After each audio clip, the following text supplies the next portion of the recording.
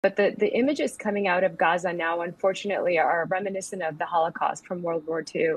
It is absolutely indescribable. I'm getting reports from my colleagues. I got a voice note yesterday from a medical student that I work very closely with, saying how she was so exhausted.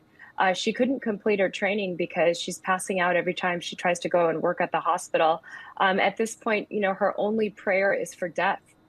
Just think about how profound that is. She's praying for death when she could be praying for help. For food, but death is more comforting, and this is a feeling that a sentiment many of my colleagues are feeling. The NGOs themselves have no food for their staff.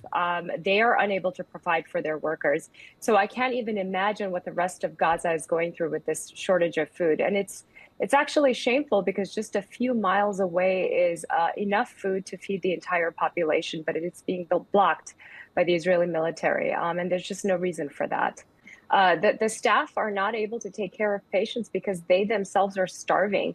I see pictures of them and the colleagues that I worked with very closely, and they have, they're emaciated. They have cachexia. Their cheekbones are showing. They've lost so much weight. They can barely provide care for the patients there. And I want to talk about, the Gaza Humanitarian Foundation, which is actually comical that it has the name humanitarian in its name because it's anything but humanitarian. These are death traps. They are not nearly enough food being provided for this population. When people try to go get aid, they start to get shot at and killed. So it's nothing but danger. Over 1,000 deaths have been reported because of the GHF since May 27th. This is just not how humanitarian organizations operate. This is just another way, another ploy to kill more Palestinians, as we've been seeing for almost 2 years now. I was watching a Netanyahu interview and saying that Hamas is taking the aid and they're going to sell it at inflated costs, to people who are starving and taking advantage. There's a very simple fix to that. Flooding the market with food will take that problem away. And so that is an illogical statement to say that Hamas is going to be selling this. That's a very easy fix. The GHF has absolutely no experience in delivering aid to a very starving population.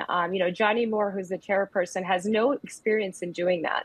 So what I don't understand is why the agencies that have been doing this, the NGOs in Gaza for the past decades that have been successful, tried and tested, why they have been taken out of the equation to distribute food. That absolutely needs to be reinstated so food can be successfully delivered to patients and to people so that we can stop this. And to mention, this is the only deliberately engineered a starvation imposed on a population since World War II, since the Holocaust. And it's not as simple as just giving aid and food to the population. There are things that we have to be aware of that we saw in World War II, which is refeeding syndrome. Refeeding syndrome could be a potentially deadly, fatal condition where if you just give food without medical attention, without monitoring to a prolonged starving population, it can result in deaths. And I suspect that this is what we are going to be seeing.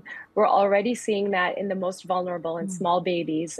We've seen babies die of refeeding syndrome. This has to be done under medical care. Unless it's done that way, we are going to see more mass deaths.